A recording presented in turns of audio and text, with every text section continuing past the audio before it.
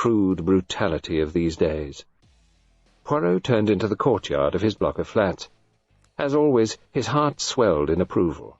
He was proud of his home, a splendid, symmetrical building. The lift took him up to the 3rd floor, where he had a large luxury flat with impeccable chromium fittings, square armchairs, and severely rectangular ornaments. There could truly be said not to be a curve in the place. As he opened the door with his latchkey and stepped into the square, white lobby, his manservant, George, stepped softly to meet him. "Good evening, sir. There is a gentleman waiting to see you." He relieved Poirot deftly of his overcoat. "Indeed?" Poirot was aware of that very slight pause before the word gentleman. As a social snob, George was an expert. "What is his name?" "A Mr. Spence, sir." Spence. The name for the moment meant nothing to Poirot, yet he knew that it should do so. Pausing for a moment before the mirror to adjust his moustaches to a state of perfection, Poirot opened the door of the sitting-room and entered. The man sitting in one of the big square armchairs got up. "Hello, Monsieur Poirot. Hope you remember me. It's a long time. Superintendent Spence." "But of course." Poirot shook him warmly by the hand. Superintendent Spence of the Kilchester Police. A very interesting case that had been. As Spence had said, a long time ago now. Poirot pressed his guest with refreshments. A grenadine, a crème de menthe, a benedictine, crème de cacao. At this moment George entered with a tray on which was a whisky bottle and a siphon. "Or beer, if you prefer it, sir," he murmured to the visitor. Superintendent Spence's large red face lightened. "Beer for me," he said. Poirot was left to wonder once more at the accomplishments of George.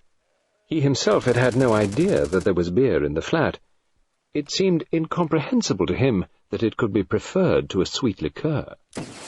When Spence had his foaming tankard, Poirot poured himself out a tiny glass of gleaming green crème de menthe. "But it is charming of you to look me up," he said. "Charming. You have come up from Kilchester. I'll be retired in about 6 months. Actually, I was due for retirement 18 months ago. They asked me to stop on, and I did." "You were wise," said Poirot with feeling. "You were very wise." "Was I? I wonder. I'm not so sure." Yes, you were wise," Poirot insisted. "The long hours of ennui. You have no conception of them." "Oh, I'll have plenty to do when I retire. Moved into a new house last year, we did. Quite a bit of garden, and shamefully neglected. I haven't been able to get down to it properly yet." "Ah, yes, you are one of those who garden. Me, once I decided to live in the country and grow vegetable marrows. It did not succeed.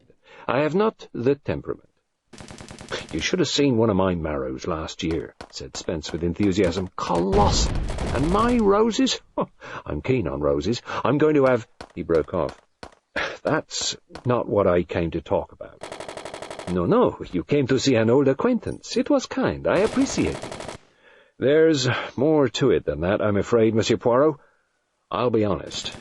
I want something." Poirot murmured delicately, "There is a mortgage, possibly, on your house? You would like a loan?"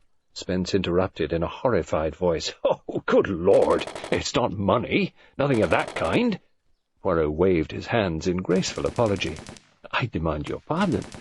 "I'll tell you straight out. It's damn cheek what I've come for. If you send me away with a flea in my ear, I shan't be surprised." "There will be no flea," said Poirot. "But continue."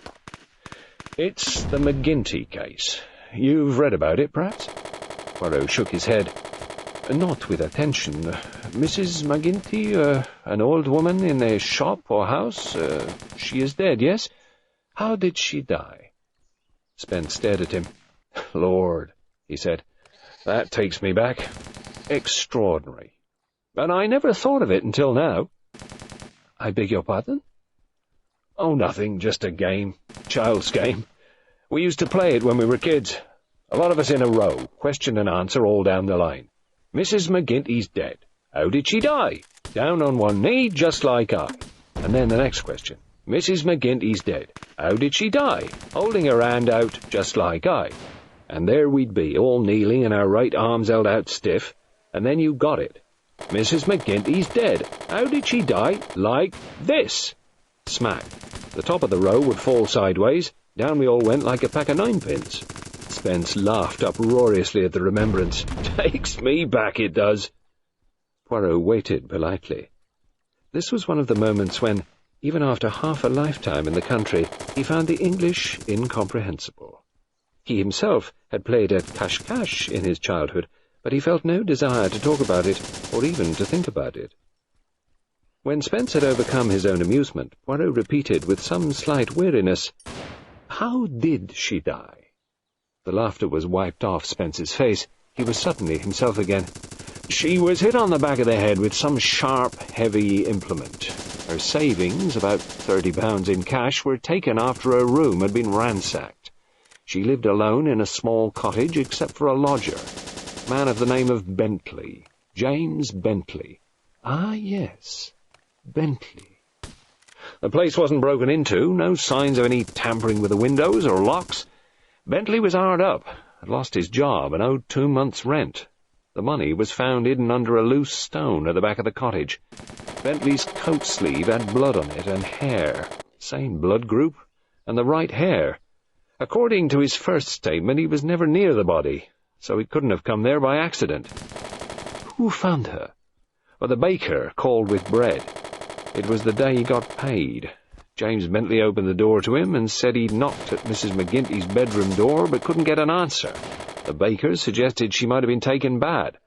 They got the woman from next door to go up and see. Mrs. McGinty wasn't in the bedroom and hadn't slept in the bed, but the room had been ransacked and the floorboards had been prized up. Then they thought of looking in the parlour. She was there, lying on the floor, and the neighbour fairly screamed her head off.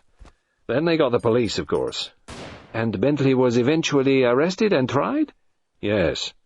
The case came on at the assizes yesterday. Open and shut case.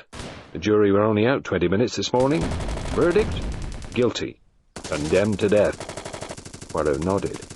And then, after the verdict, you got in a train and came to London, and came here to see me. Why? Superintendent Spence was looking into his beer glass. He ran his fingers slowly round and round the rim. Because, he said, I don't think he did it. There was a moment or two of silence. You came to me. Poirot did not finish the sentence. Superintendent Spence looked up. The colour in his face was deeper than it had been. It was a typical countryman's face, unexpressive,